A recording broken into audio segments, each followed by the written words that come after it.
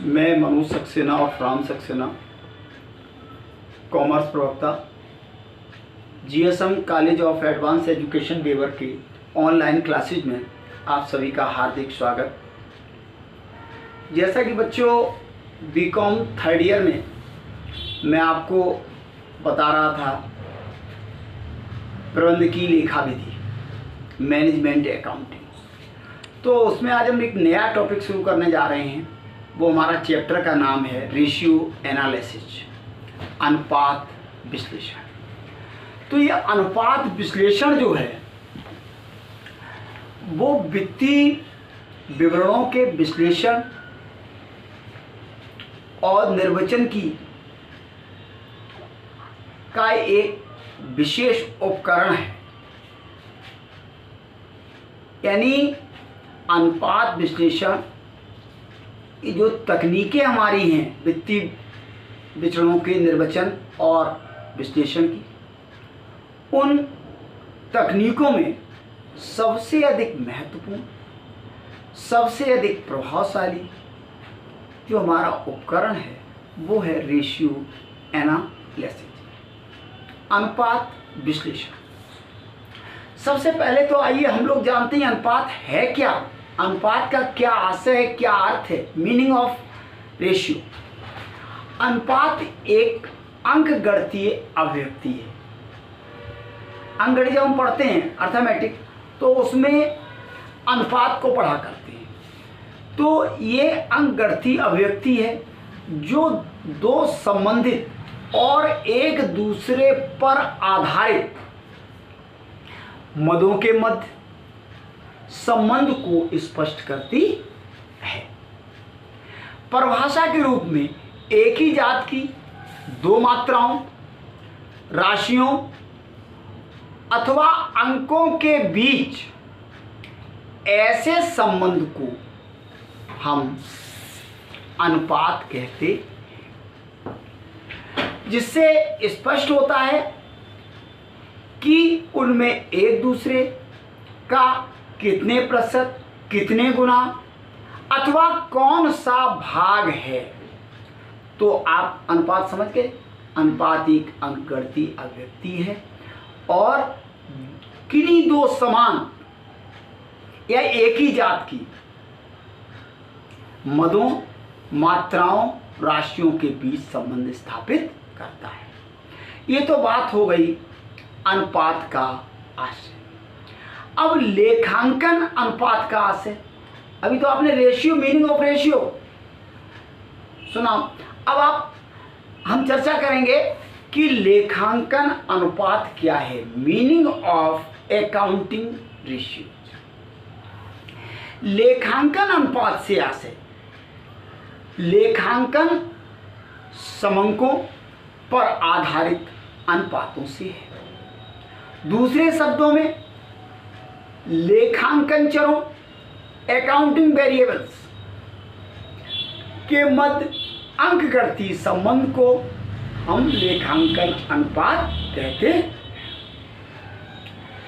जे बेट्टी ने कहा है कि लेखांकन अनुपात शब्द का प्रयोग उस महत्वपूर्ण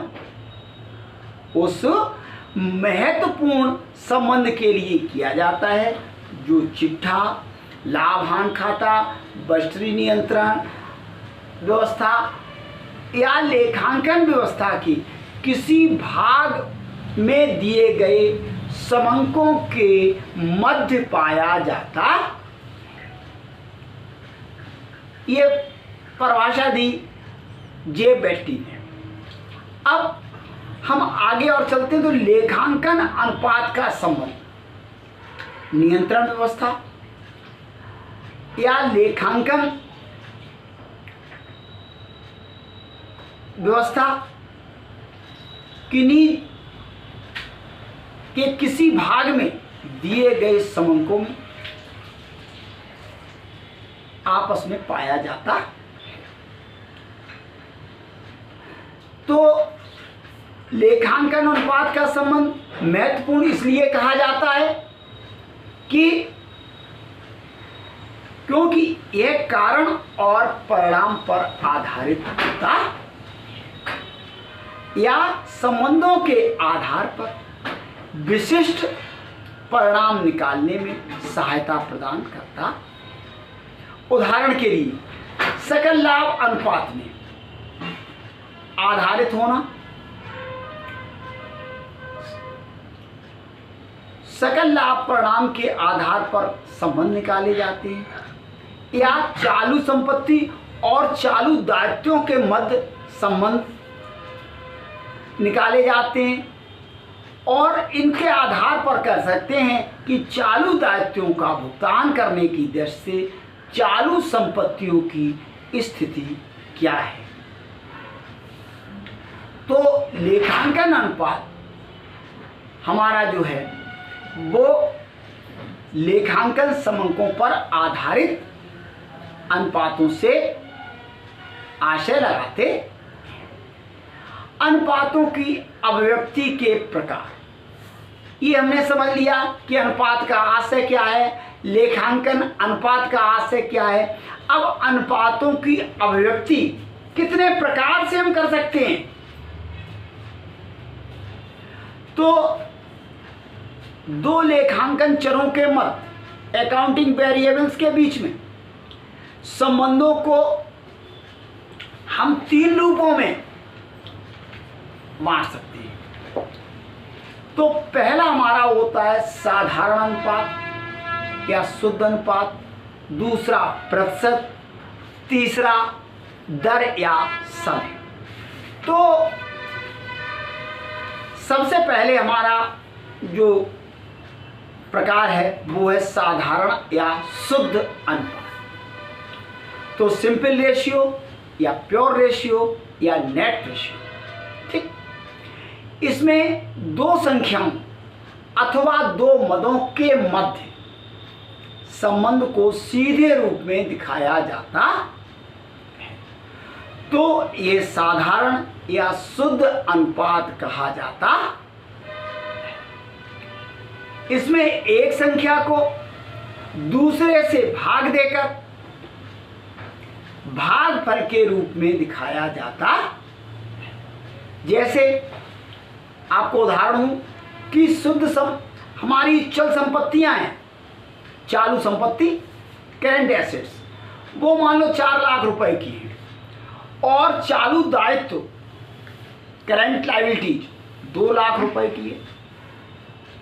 तो आपसे कहा जाए कि चालू संपत्तियों और चालू दायित्व के बीच में क्या अनुपात है, तो आप क्या करें, 4 lakh current asset upon current liability, तो 4 लाख बटे 2 लाख, जब भाग देंगे तो क्या आएगा, 2 बार जाएगा, तो हमारा अनुपात होगा 2:1, क्योंकि चालू संपत्ति चालू दायित्व के अनुपात में 2 गुनी है। तो सामान्यतया तरलता के अनुपात इसी रूप में व्यक्त किए जाते हैं। अब दूसरी स्थिति आती है प्रतिशत। यदि दो संख्याओं के भागफल को 100 से गुणा कर दिया जाता है, दो संख्याओं के भागफल को 100 से गुणा कर दिया जाए तो अनुपात प्रतिशत के रूप में प्राप्त हो जाता है। जैसे उदाहरण के लिए बिक्री 10 लाख रुपए की है और सकल लाभ 2 लाख रुपया है, तो सकल लाभ का अनुपात बिक्री पर कैसे करेंगे, 2 लाख गुणे इंटू 100 बटे सेल 10 लाख, तो बराबर 20%। ये हमारा क्या कहा जाएगा, सकल लाभ अनुपात 20% रहा। सामान्यतया लाभदायकता के जितने भी अनुपात होते हैं वो सब प्रतिशत में ही व्यक्त किए जाते हैं। अब तीसरा प्रकार आता है दर या समय। इस रूप में देखा जाता है कि संख्या दूसरी संख्या के कितने गुना है। जैसे बिक्री 4 लाख रुपया है, स्टॉक